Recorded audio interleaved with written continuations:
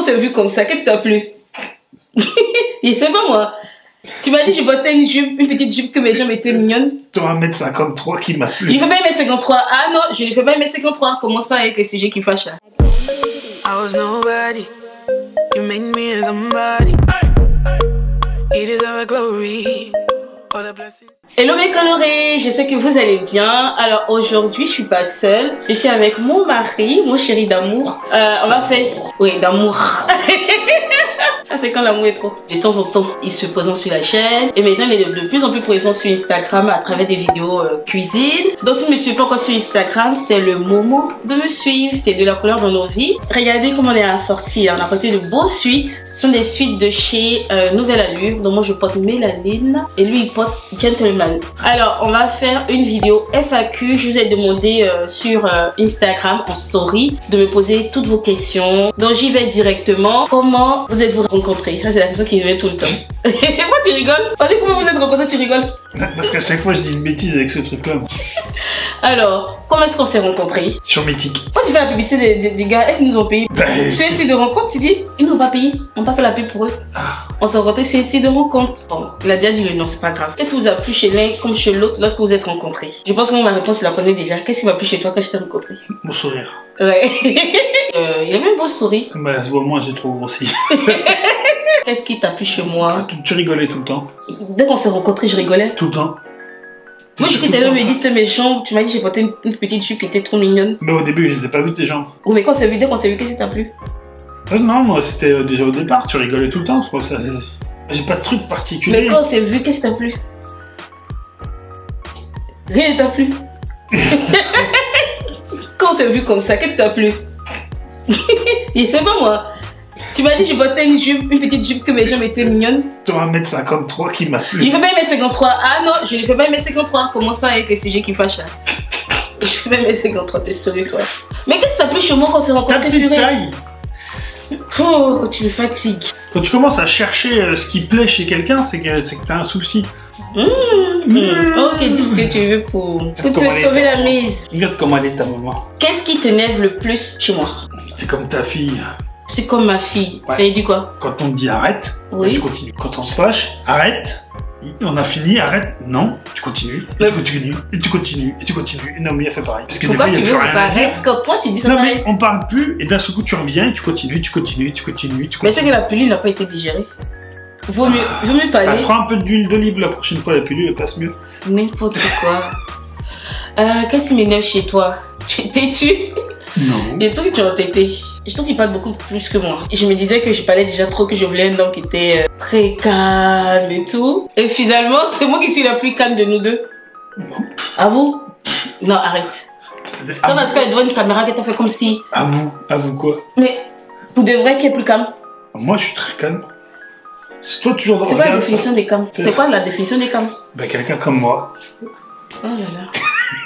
Bon, je vais insister. Next. Comment avez-vous géré la différence des cultures avec vos familles et vos enfants? Ouh, avec les familles au début pas simple. Plus de quel côté? Les deux. De mon côté, avec beaucoup de préjugés. De ton côté, au début, avec le côté, bah vous les blancs, je l'ai entendu un nombre de fois. Oui, c'est pas méchant, mais c'est pas méchant, mais ça revenait tout le temps que genre vous les blancs vous êtes comme ça, vous les blancs. Voilà, et du coup, ça fait un peu, enfin, quand t'es blanc. Les stéréotypes de ton côté c'était plus matérialiste, genre une femme noire elle est comme ci, elle est comme ça, donc c'était plus difficile. De mon côté c'était plus par exemple, vous les blancs vous ne vous lavez pas, vous les blancs non, c'était énervant oui, mais c'était pas pareil, mais ça restait des stéréotypes. Et c'est pas sympa. Ce qui t'a plus choqué quand tu dis de mon côté, c'était peut-être la fois on était à Château Rouge, c'était la communauté, c'était pas forcément ma famille. Château Rouge là, le truc c'est... On a été fait les courses avec ma soeur. Quand tu te retournes et que tu te rends compte que dans tout le quartier, bah t'es le seul blanc.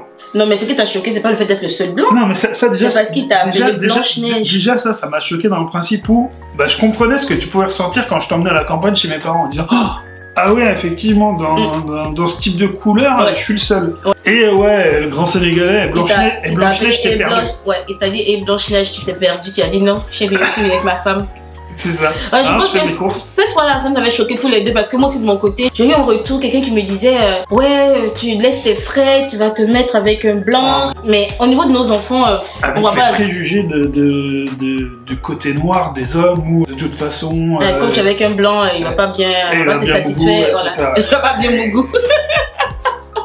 Il va pas bien te satisfaire au lit, donc forcément tu finiras avec un noir. Voilà, tellement pas qu'on a 3 beaux enfants. Bon après, on peut avoir des enfants sans être satisfait.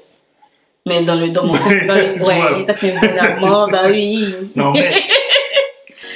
Alors, comment as-tu vécu la perte de ton premier bébé?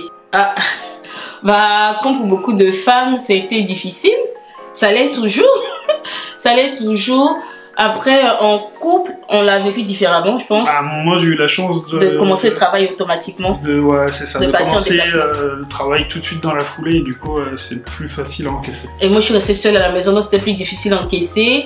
C'est ça, toi c'est devenu plus compliqué, moi c'est devenu plus facile parce que je suis partie en déplacement. Ouais, je pense que le plus dur c'est que moi je pleurais beaucoup quand il était pas là et quand il venait, il fallait qu'on soit heureux, qu'on passe à autre chose alors que moi j'avais l'impression que c'était trop rapide. Bref, ce n'est pas une question, vous êtes très très beau. Merci. C'est gentil, merci. C'est dommage qu'on soit si loin, je vous aurais bien créé un shoot inspiration mariage. Ça, ouais, shooting gratuit. Mais on peut se déplacer. Si tu veux, on peut se déplacer. Alors, comment favoriser la complicité? Comment favoriser la complicité dans un couple? Je pense qu'au début, c'est le vouloir. Il faut la volonté. Ouais, déjà faut le vouloir. Après, c'est tous les petits moments de partage que t'as. Promenade. On a deux types complètement différents. Hein. Madame adore les centres commerciaux. Moi, j'adore la nature. Bah, du coup, on fait des compromis. Moi, je pense que oui, c'est des compromis. C'est vraiment le vouloir. Parce que si on s'écoute, si on écoute les chamailleries, on peut très vite passer un temps plat où on fait rien ensemble.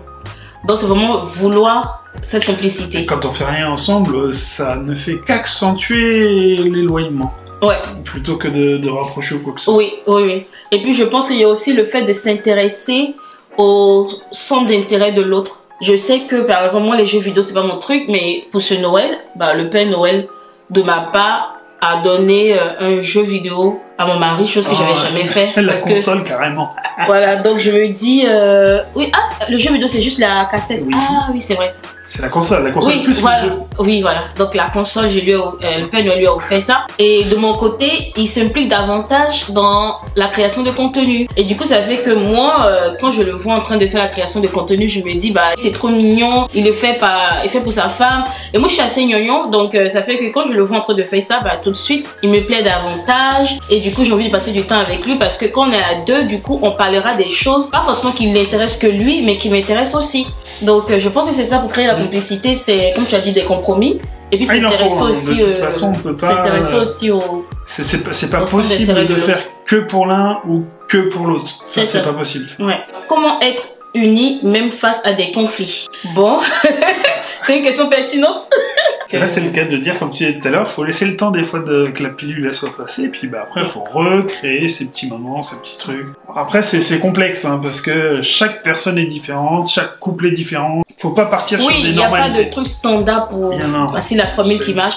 Moi, je pense que, en toute chose, l'amour va être cet aimant qui va vous attirer, mais il y a le fait qu'il faut aussi apprécier, se séparer pour mieux se retrouver. Je suis pas de nature à dire des gros mots, à trop parler. Quand ça ne me plaît pas, je vais m'enfermer. Ça donne l'impression que je suis un peu trop, genre, je prends la grosse tête. Ouais, carrément, carrément. C'est l'impression que ça donne, pourtant moi je préfère pas blesser. Lui c'est carrément le contraire. Quand ça ne va pas, il explose. Et quand il explose, j'ai plus envie que sa bouche me touche.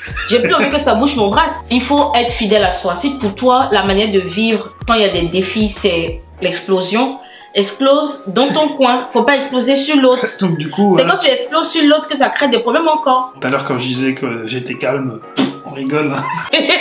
C'est pas comme ça, c'est sûr. Il y a des fois, je lui dis même qu'il aura 90 ans, je vais lui rappeler ce qu'il a fait. Et je sais que c'est pas top, mais il y a des choses qui sont difficiles à pardonner. Du coup, pour rester unis dans un conflit, je pense que c'est être prêt déjà à vivre la vague. C'est-à-dire, vous n'êtes pas content, vivez-le.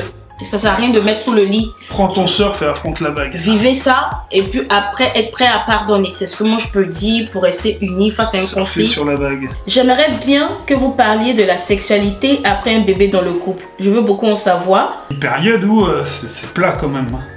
Le temps où le temps que le corps de la femme se remette, parce qu'il y a quand même voilà, le bébé est sorti, il y a plein de choses qui doivent se remettre en place. Et ce temps-là, il est long. Enfin, il est long. Il est pas long. En termes de temps, une vie c'est rien, donc c'est court. Mais pour là, ça fait un peu long et on est obligé d'attendre. Et ouais, moi j'ai trouvé ça un peu long. En termes de sexualité, après l'arrivée de bébé, ça dépendra de plusieurs choses. Est-ce que vous allaitez votre bébé? Parce que l'allaitement crée des hormones qui font qu'on n'a pas du tout envie, au fait. Donc on a une baisse de libido lorsqu'on allaite l'enfant. Après, il y a également le fait que on a accouché et que du coup, il faut déjà qu'on puisse aimer le corps qu'on a pour que le conjoint puisse toucher le corps. Parce que si on n'est même pas à l'aise avec le corps, on va pas permettre au conjoint de forcément nous toucher. Ensuite, il y a le fait que quand l'enfant arrive, ça modifie tellement de choses. Si on n'est que deux, on aura tendance à vouloir se toucher, à vouloir se faire des câlins. Mais dès que le bébé il arrive, ce bébé là, il prend la place un peu comme Nathaniel, qu'il est dans les bras de mon homme, quoi. Il est dans les bras de son papa, alors que ça aurait pu être moi dans les bras de mon mari. Du coup, ça fait que l'arrivée d'un enfant, franchement, ça crée une certaine distance dans le couple. Donc, en termes de sexualité, c'est encore une fois la volonté. Si on vit la sexualité comme un devoir, c'est un seul qui aura l'impression de prendre plaisir et l'autre aura l'impression de subir ce plaisir, au fait. Alors que si on se dit un temps de récréation comme une échappée, tu vois, tu rigoles. Heureusement que c'est moi qui parle le plus, hein. Je dirais que la sexualité après l'arrivée de bébé, ça change. Mais c'est comme la vie de couple, au fait. Ça peut pas être une ligne linéaire, au fait. Ça fait en dents de scie. Un moment, c'est vraiment top, top, top. Un moment, c'est pas top. À peine j'ai commencé cette vie à deux que j'ai envie d'être encore seule chez moi. Comment vous faites? Ça, c'est normal, ça. Surtout si la personne était seule chez elle avant. Parce qu'il y a toutes ces habitudes qu'on prend seule et qu'il faut changer, puisque c'est une vie à deux. Tu vas laisser tes assiettes de repas, tu vas pas les faire le soir même, tu vas le faire le lendemain ou quoi. Là, t'es à deux, tu laves au fur et à mesure. Ces petites manies qu'on a quand on est seul, c'est ces petites choses qu'on a pris et qu'à deux, ça change. On est bien placé pour parler de cette vie à deux et avoir quand même l'envie d'être seul parce que lui travaille en déplacement. Et comme il a commencé assez tôt, je pense à 1 an de relation, il a commencé à travailler en déplacement. Donc ça fait qu'on a eu l'habitude de quand même être seul chacun et se retrouver après. C'est ça, d'avoir au moins cet avantage-là comparé à certains couples, c'est d'avoir, du coup on a des moments, Voilà, du coup pendant le confinement ça a été galère parce que le confinement il était H24 là. Mais moi c'est là que ça me dit, la retraite ça va être compliqué. Hein. Il était là H24, on n'a pas les mêmes goûts que ce soit à la télé, on n'a pas du tout les mêmes goûts en termes de programme. Lui il aime les choses assez gore, moi j'aime les choses assez gnognon. Toi, c'est l'eau de rose. Lorsqu'on décide de vivre avec quelqu'un, on devrait même plus se poser la question. Par contre, on ne devrait pas refouler ce sentiment de vouloir être seul. C'est légitime. Des moments entre copines ou entre copains, d'avoir des moments de, entre guillemets, liberté, chacun de son côté. Comment gérez-vous les repas? Mon mari n'aime pas manger africain et nous avons un fils. Je sais que j'avais du mal à goûter souvent tes plats. Mais tu me disais, faut au moins goûter avant de dire que tu n'aimes pas. Ouais, enfin, moi, ce que je te dis. Combien que tu goûtes toujours pas? Combien que je goûte pas? Ouais, c'est pas compliqué. Déjà, quand je fais un plat européen, s'il y a trop de légumes dans le plat, ouais, j'entends ah non mais j'ai pas trop faim, je vais me faire un plat. Et puis là, pâte de poulet, machin, tu goûtes, tu goûtes même pas. Si on me faisait un plat africain qui a des légumes, tu goûtes pas. Je te pose une question. Oui, mais tu goûtes pas. Tu cherches pas à goûter en fait. Moi je cherche pas à goûter. Moi tes plats, si je dis j'aime pas ça. Moi je cherche pas à goûter. Non, c'est légumes là.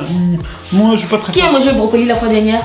Ah, il y a un légume dans tout le plat. Oui, mais j'ai mangé. Un légume, un seul unique légume. Purée. Un seul. J'aurais pu ne pas manger. Oui, mais il y a un légume. Bon, ok, t'as fait durer la vidéo là. Une chose qui est claire, c'est de ne pas dénigrer le repas. Chaque plat a le droit d'être respecté. Le repas ici, c'est que. La cuisine française est l'une des meilleures du monde. Mais la cuisine française est l'une des meilleures du monde. Peut-être parce qu'elle était mieux exportée et que nous, notre cuisine n'a pas été exportée.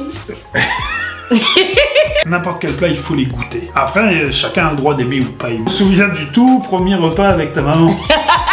Il est arrivé chez nous à la maison. Maman l'a fait une sauce avec blé, cabri. Comment on dit cabri ici? C'est la chèvre, non? Et puis du placali. De la pâte de manioc. Mais à tout moment, je trouve que il faut pas attendre quand vous êtes marié pour dire hey, toi t'as mangé mon repas. Non, vous vous rencontrez, c'est un brassage. Vous devez dès le début exposer l'autre à votre culture au fait. Comme ça fait pas comme un choc. Comment ça se passe avec ta belle famille? Donc toi, comment ça se passe avec ta belle famille? Dans l'ensemble, ça va.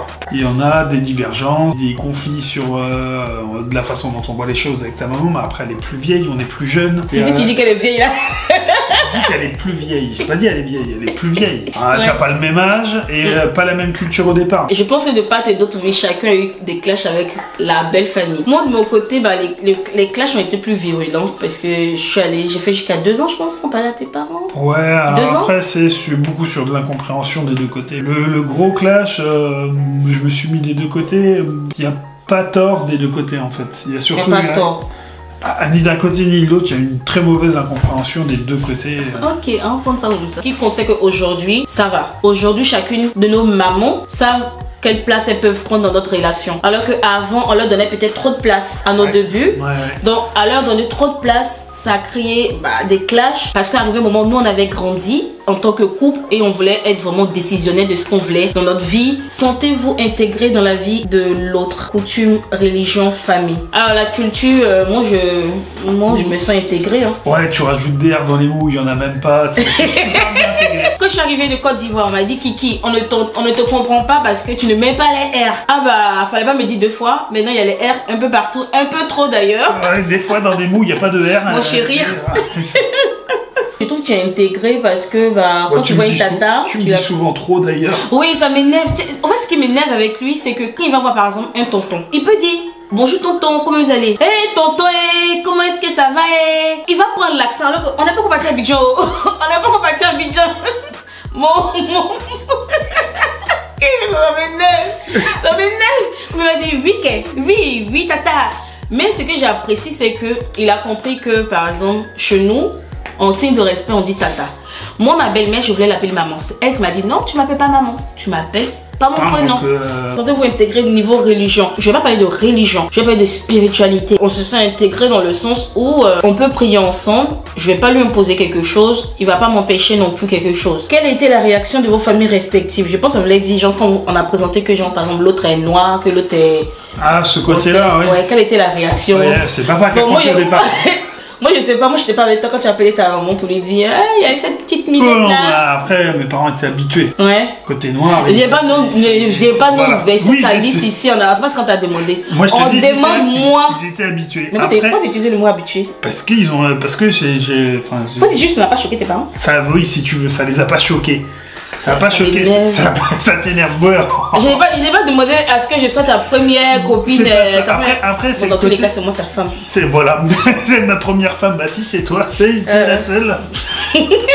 Au sud, dès le début, ta mère n'était pas... Oui, non, après on a tous été élevés comme ça, nous. Hein. Ma mère nous a tous élevés en mode... J'ai pas senti les différences que je suis arrivée. Moi, de mon côté, ça n'a rien à voir avec sa couleur de peau. C'est juste la complexité du début de notre relation qui a fait que je ne l'ai pas vite présentée à ma mère. Parce qu'elle était déjà un peu attachée à quelqu'un d'autre. Ah, c'est compliqué. Et du coup, c'était un peu difficile de lui dire, celui que tu crois qui sera ton gendre, au fait, c'est pas lui que je veux. J'espère que cette vidéo vous aura plu. Je voulais juste vous faire une vidéo un peu cool, parler d'amour. Mon mari me dit que mes vidéos confessions entre femmes sont un peu trop dures envers les hommes. Donc, elles sont pas dures, elles sont carrément sexistes. C'est pas la même chose. N'importe quoi. Pour de macho hypocrite et tout ce qu'on veut, faut arrêter vos trucs. Comme si tous les hommes étaient comme ça. Donc en l'invitant, c'est apporter un peu de douceur pour lui montrer que mes vidéos, ça n'a rien à voir contre les hommes. C'est juste pour nous préparer en tant que femmes, à la vie à deux, à la vie de couple. Dites-nous en commentaire ce que vous avez préféré concernant cette vidéo. Est-ce que vous avez des questions? N'hésitez pas à nous mettre en commentaire. Je vais vous répondre avec plaisir. Et n'oubliez pas de vous abonner à la chaîne YouTube en cliquant sur le bouton rouge s'abonner. Activez la cloche de notification, c'est vraiment important. Dès que je mets une vidéo, YouTube vous dit que Kiki a mis une vidéo. Comme ça, vous pourrez regarder. Ça serait vraiment top pour moi. Et suivez-moi sur Instagram, on fait des choses vraiment intéressantes là-bas. Ces recettes sont vraiment pratiques. Allez, on vous fait de gros bisous et je vous dis à très vite pour une autre vidéo. Au revoir.